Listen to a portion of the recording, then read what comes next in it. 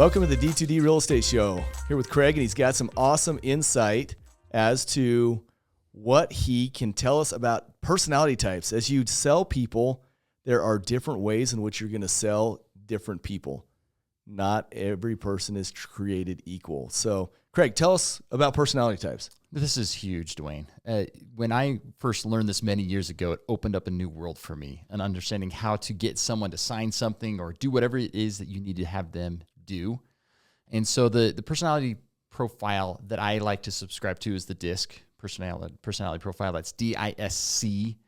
And I would recommend any of you to do a deep dive research on that, but we'll give some of the insights about it right now, some of the highlights. So D, dominant, I, influential, S is more of like a stable or steady, and C is compliant. But I'll go through these letters and sort of dive into what each of these means, and then we can talk about how to sell to them. Well, let me ask you this. Is it important for you to know your own personality profile so that you know how to relate to others and why? Oh, for sure. I'll just give you a brief example. So D is the driver. That's the dominant personality style. And I'm more of the I, which is the super social, and the C, which is very analytical. And so I approach my life a lot through that lens.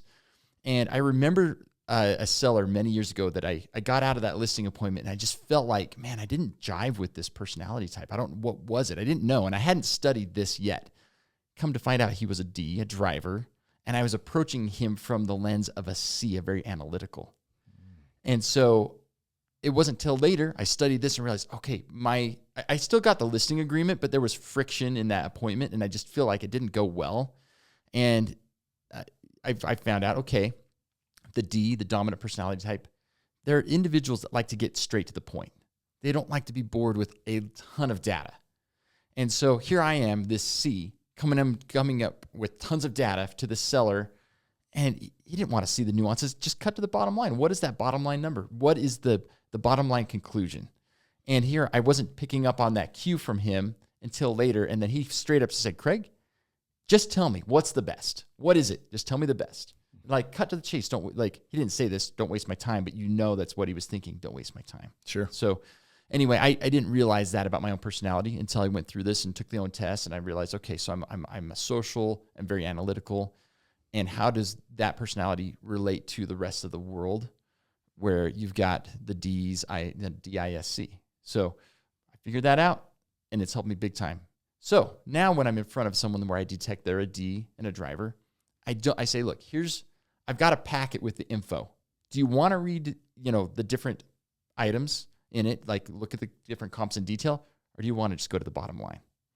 And then these appointments flow very smoothly with these Ds, and I get along great with the Ds. Whereas before, I didn't realize that was where the friction point was. I think as we start this out, Craig, it's important for our listeners and viewers to know maybe even our own personality types, because I'm so different. I don't know what a DISC is. I've never looked at a profile thing, and I've always thought, man, who would take their time to go fill out one of those things? But I can look at people and adjust and read them that way. But I'm following something you just have analytics behind.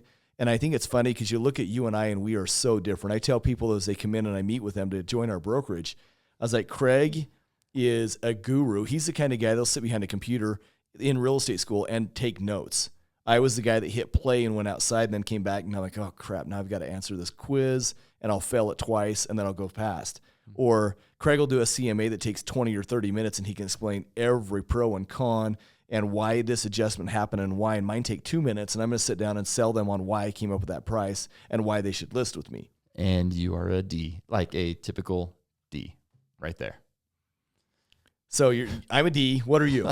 The I and the C is pretty much pretty. Do I have equivalent. other? Do I get a cross reference, or I just get one thing? I'm a D. You're a D. I haven't actually seen you take the test, so you probably have a secondary. You do have a secondary somewhere in there. I just don't know what it is yet. So take the test, and we'll figure it out. But your D comes through very predominantly. And here's an example. So when you go car shopping, tell me the experience when you're going and you're telling a dealer what you're looking for. What is it? How do you approach that? I mean, it's a don't waste my time approach. Here, either get me to the right numbers, I've done my research, I'll pay cash, and if you don't have what I want, great, I'll go to the next guy. So if you say, hey, I want this kind of car, and you give them 4 or 5 variables, and they come back and say, hey, great, I got something for you, and they give you 3 of the 5 variables, what are you going to do? I don't know.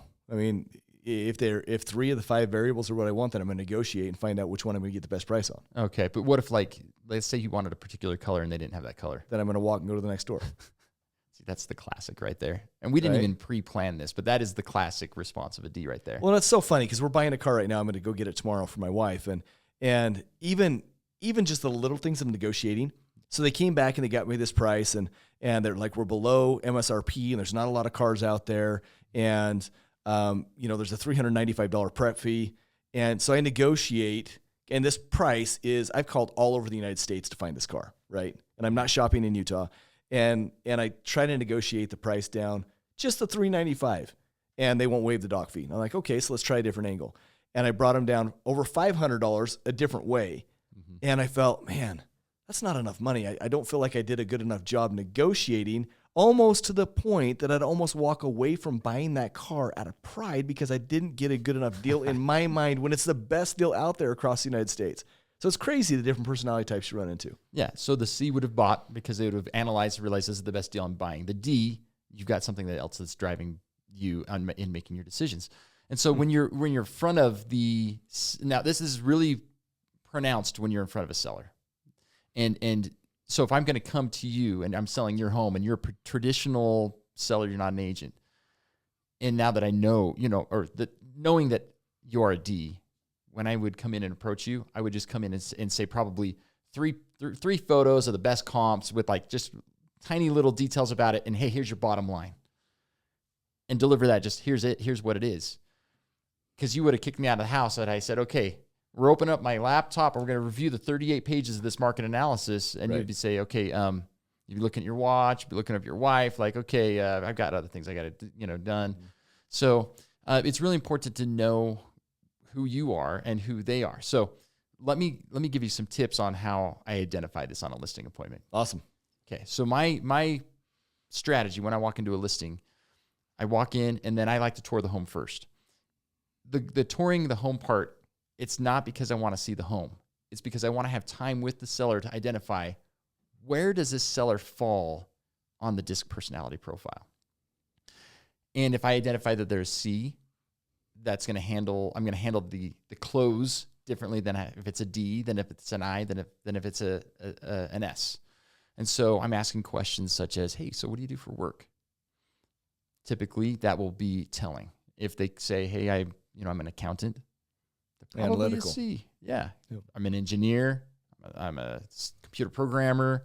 Or if they say, hey, I'm in marketing, if they say something else that, I do theater, whatever it may be, then you might begin to think, okay, they might be an I, or they might be one of these other letters. Now, if you detect, it's super easy to detect the I's. They give themselves away like right away because they're super social, super bubbly, and they're talking about things unrelated to the business. The reason why you're there, they're going to be talking about their dog and their pictures on the wall and things like that. And as soon as I detect that, I change my strategy as well. I begin to ask them, I say, hey, so where are you from originally? And I start digging into their family life. So you turn into a chatty Cathy essentially and chat with them and get them to disclose and become their best friend. Yeah. Yep, makes sense. And I think where you've succeeded in this, even though you haven't necessarily maybe studied the DISC as deeply as I have, you just naturally mirror people anyway. Right. And I think that's where you succeed. And you probably become that chatty Cathy as well when you're walking through and detect that. You have to. So the science behind it being that the person you're chatty Cathy, whatever, with is the I personality profile type. That's awesome. And so you just naturally detected it. And so you just started asking them about their kids and about their hobbies and about where are you going on vacation for the summer? And you're just building this natural relationship with that person. So anyway, it's easy to pick out the I. The hardest ones are picking out the S's. They're the people that are really stable and steady. Now, their job profile typically would look like an administrative position, something that's very routine. Non-emotional. Yeah, and it's just, you can predict your environment day in and day out, and they've been at that job for a long time, typically, that kind of thing. So the S's, if you don't know that they're an S and you're a D, you won't close the sale because D's drive And S's don't like change, with selling a home being a massive change. And so if a D approaches an S as a D, they're going to fail. And there's a caveat to this, and I'll tell you later how you get the S to agree to go forward with you. But if you approach them as a D, you're going to run into troubles. So with S's, it's a self-discovery process. You have to have them discover their own solutions. And the way you get them to do that is question-based selling. That's awesome. So the cool part about this, and this is where, this is a whole other topic, but question-based selling, if you use that approach, you can sell to every one of these personality types, every single one of them. It works on every one of them. You don't even have to really change your style if you can approach it from the question-based selling. But if you don't use that, you have to be really, really good at understanding what their type is and selling to that type. But if you use question-based selling, that is the only way to close the S's. But it also works on a D, I, or C, like beautifully. Do you think that as you see people, even before they're engaging with you, you can read the body language and tell what type of personality type they are within the first couple minutes of meeting them? I do. I think I could pick out 2 or 3 of the profiles within a couple minutes based on body language and based on sometimes even dress or, the way that they approach you physically, like how close they're standing to you, the demeanor that they have, for sure. You can pick that up pretty quickly. Cool. So let me give a quick example of of how I closed a commercial deal using the disc. Okay. So I showed up to. Not try that. Yeah, there we go. So it was a commercial building downtown Salt Lake City. Went to the listing appointment and toured through the building. And as I was going through, I detected a few things about the seller. First, when he showed up, no notes in his hand, no paper, no pen, and no tablet. I'm like, okay, he's not a C, because a C is going to come, an analytical is going to come, and he's going to write notes. So, okay, he's not a C, so he's not really data-driven. Okay, let's see how he goes as we're going through this. He starts cracking jokes. He starts talking about off-topic things, not even pertaining to why we were there. And I'm starting to think, okay, he's not a D, where he's like really time-sensitive and just driving to the point. He wasn't even trying to get to the point on things. He was prolonging things. I'm like, okay, so he's not a C. He's not a D. And so he's going to either be an I or an S, but I could tell pretty quickly he's an I because he was becoming really bubbly. So I thought, okay, I've got to make a relationship connection with this bubbly guy in order to really cement the deal. They're interviewing multiple agents, and it's a multi-million-dollar deal. So as we get through and we're touring, and we get toward the very end, and we're ready to sort of close them at that point, my closing question was this: hey, where did you grow up? And he said, well, I grew up on the east side of Salt Lake City, or the Salt Lake Valley. I said, oh, great. So like whereabouts? Because I grew up in the east side of Salt Lake Valley too. And then he starts talking about Cottonwood Heights, and then I said, oh, you grew up in Cottonwood Heights, or you live in Cottonwood Heights? That's where I grew up. Do you know? I said, where? We started pinpointing where exactly did you live, and suddenly we realized that our homes were maybe 3, 4, 5 miles apart. And I started to ask more questions and found out that he knew my dad. And just through that relationship that he had, knowing my dad, which he had a favorable view of, that helped. But then I asked, so is your son's name so-and-so? Yeah. How did you, because his son went with me to school, elementary on through high school. And suddenly I've formed these multiple connections with him.